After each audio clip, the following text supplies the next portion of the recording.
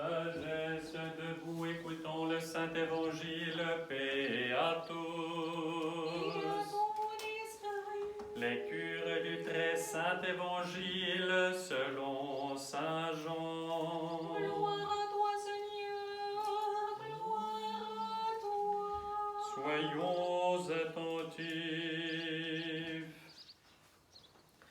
Le dernier jour, le grand jour de la fête, Jésus se leva pour dire à haute voix: si quelqu'un a soif, qu'il vienne à moi et qu'il boive. Celui qui croit en moi, selon le mot de l'Écriture, des fleuves d'eau vive couleront de son sein.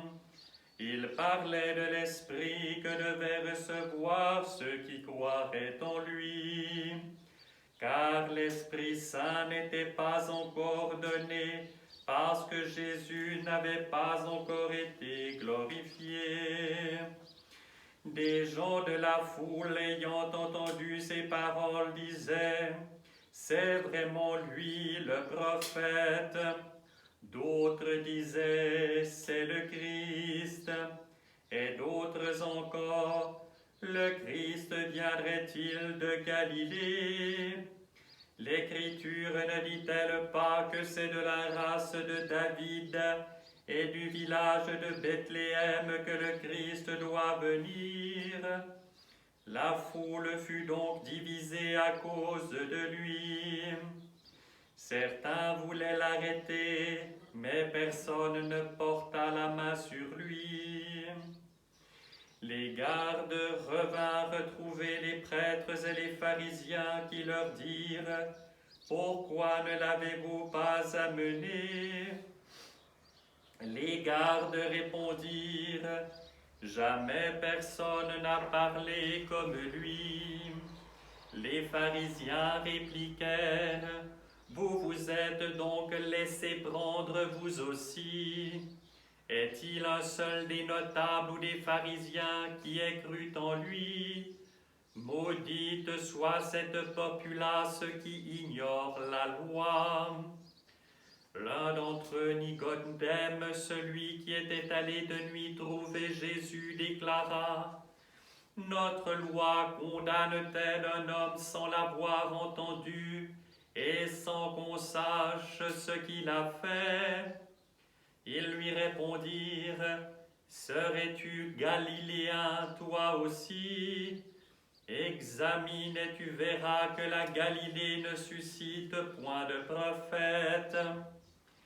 Jésus leur parla de nouveau et leur dit: je suis la lumière du monde.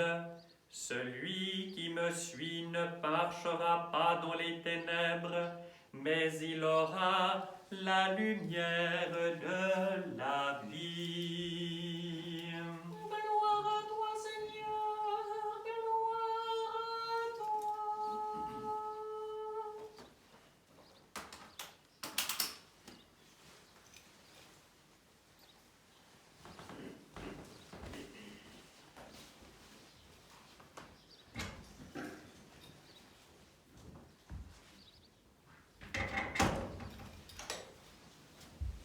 Au nom du Père et du Fils et du Saint-Esprit, ainsi soit-il. Chers frères et sœurs, cette fête de Pentecôte est une grande fête pour tous les chrétiens, bien sûr, mais tout particulièrement pour ce saint monastère qui est dédié, comme vous le savez, à la Trinité.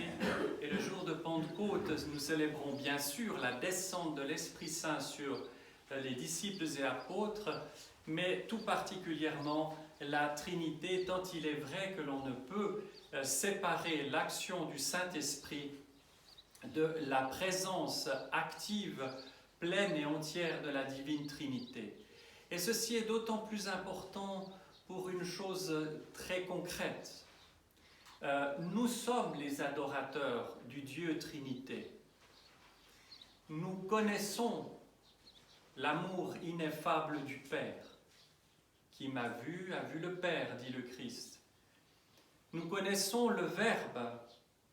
Le Christ est le Verbe fait chair et le Dieu homme. Et nous connaissons le Saint-Esprit, parce qu'il nous a été donné à Pentecôte. Voilà pourquoi nous sommes introduits dans l'intimité même de Dieu, qui est cet amour bouillonnant, si vous voulez, qui l'anime et dont centre aime les hypostases, les personnes de la Trinité, le Père et le Fils et le Saint-Esprit. Chers frères et sœurs, il ne faut jamais lire l'Évangile comme quelque chose de légendaire ou comme quelque chose d'un petit peu abstrait ou sous une forme imagée. L'Évangile a quelque chose d'assez extraordinaire, c'est qu'il est très sobre et précis. Nous avons entendu tout à l'heure, là plutôt dans la première des lectures, ça n'était pas l'Évangile, mais comment s'est passée la Pentecôte. Et nous ne devons pas douter une seule seconde que cela s'est bien passé ainsi. Et j'en veux pour preuve la réalité attestée par des milliers de gens au travers des siècles, qu'est le miracle du feu sacré, du Saint-Feu, qui jaillit du tombeau du Seigneur chaque année.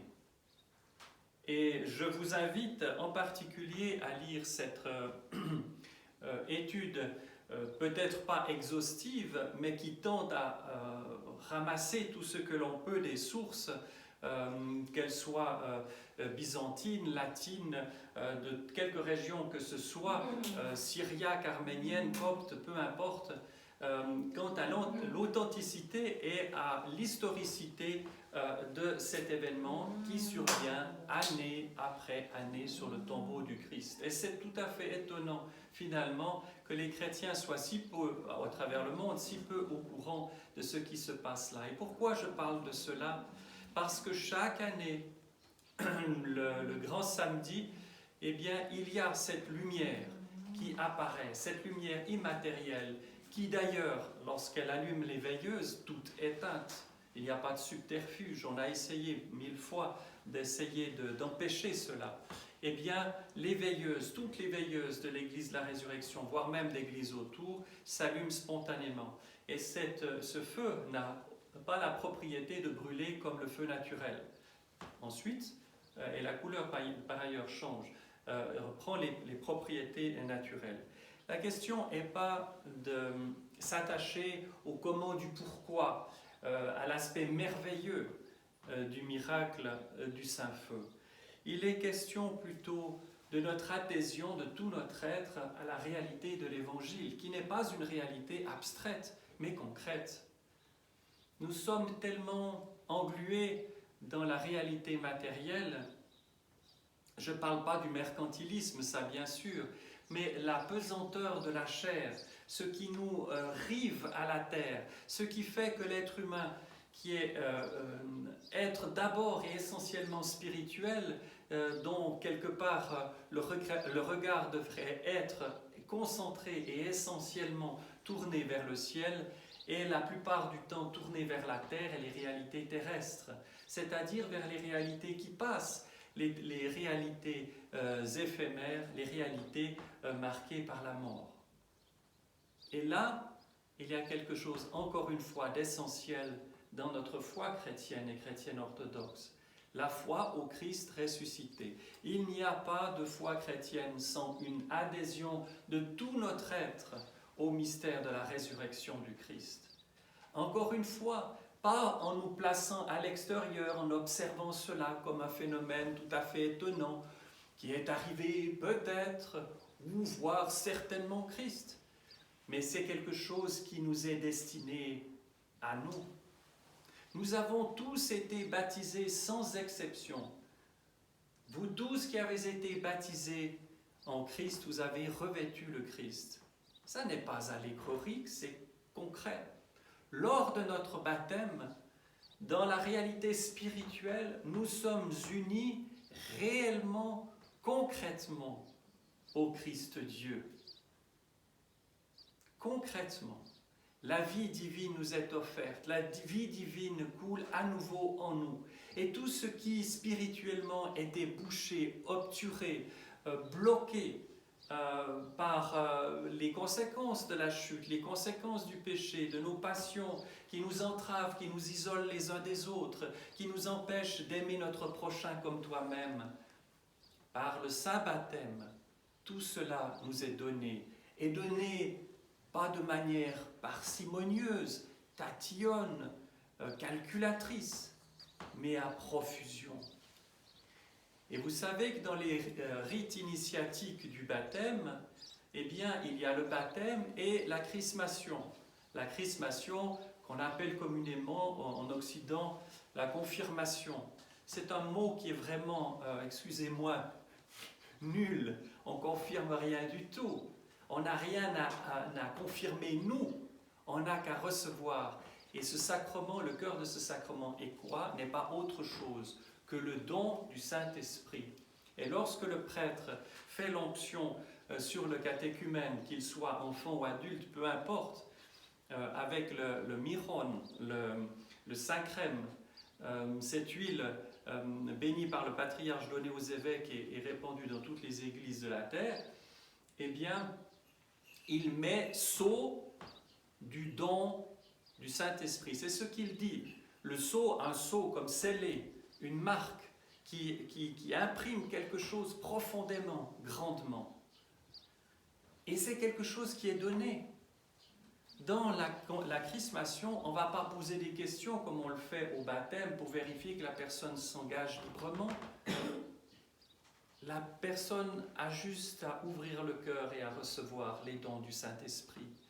Et nous entendons dans les Actes des Apôtres que nous avons lus depuis Pâques jusqu'à maintenant, toutes les richesses de ces fameux dons du Saint-Esprit.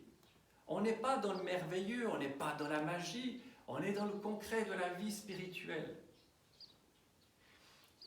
Il y a une attestation d'un témoin, et je reviens à ce que je disais tout à l'heure, du miracle qui arrive chaque année dans le Saint-Sépulcre, à l'intérieur même du Saint-Sépulcre.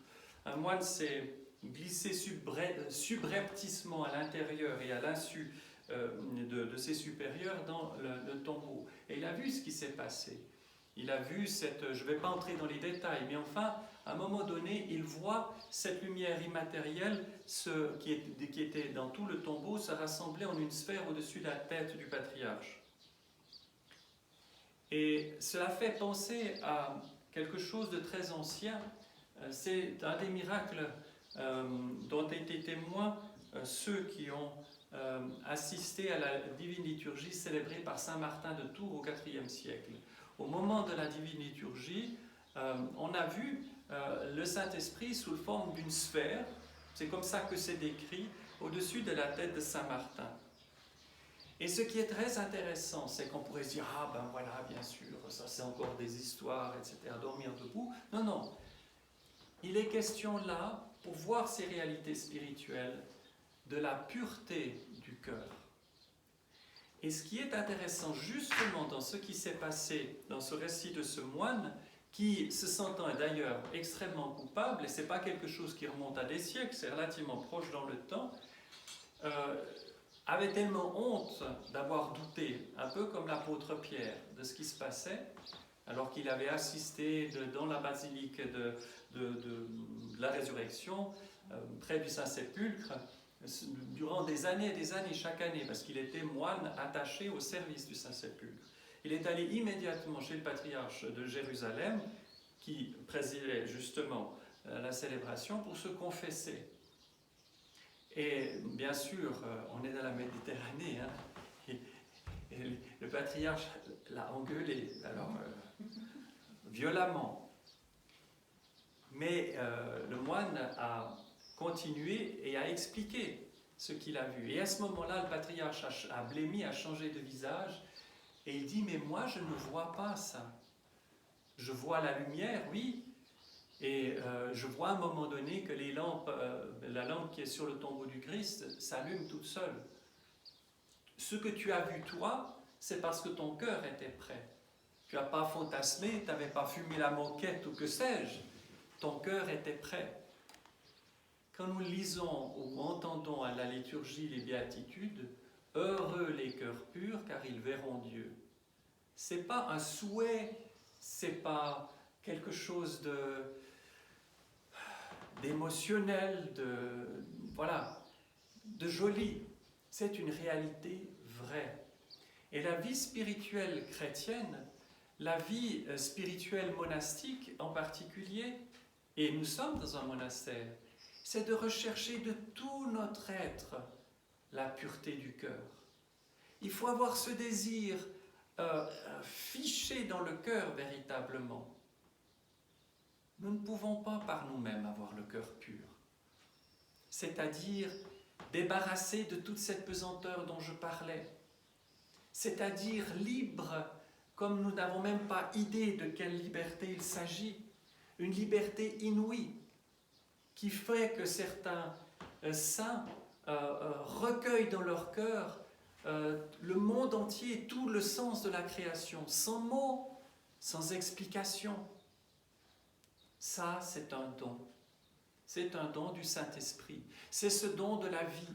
C'est ce dont il est question quand le Christ dit que des fleuves d'eau vive jailliront de notre sein, c'est-à-dire du plus profond de notre être. Ces flots d'eau vive, c'est la vie dans le Saint-Esprit. Chers frères et sœurs, il n'y a pas de plus grand trésor sur la terre. Il n'y a pas de chose qui en vaille le plus la peine, qui mérite le plus de soucis qu'acquérir le Saint-Esprit, qui lui nous fait connaître l'amour ineffable de Dieu et du Christ pour chaque créature, sans exception. Comment puis-je dire, confesser, d'aimer mon prochain comme moi-même, si je ne connais pas l'amour? Je ne parle pas des succès d'années d'amour. L'amour véritable, l'amour céleste, l'amour donné par l'amour lui-même, qui est Dieu. Et Dieu, encore une fois, communique tout cela avec générosité.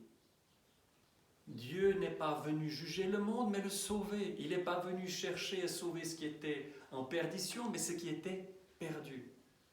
Et nous sommes d'une certaine façon tous perdus. Mais nous avons tous à l'intérieur de nous cette petite étincelle de vie si précieuse et si belle, qui est la vie même de Dieu. Il ne faut, en citant encore une fois l'Écriture, pas froisser le roseau. Il faut plutôt veiller sur ce trésor qui est en nous. Il faut en être conscient, demander la grâce de Dieu. Et le Seigneur, avec générosité, avec infiniment de tendresse, avec infiniment de délicatesse, fera grandir en nous ses vertus et ses dons. Et vous verrez, nous verrons tous, nous le constatons tous par expérience sans aucun doute, que lorsque les vertus spirituelles grandissent en nous, nos passions, ce qui est ténèbres en nous, recule. Pourquoi le Christ est ressuscité dans la nuit et pas en plein jour? Parce que ce qui est ténèbres et ce qui effraie le monde, c'est cela qui est renversé et la lumière jaillit de la nuit.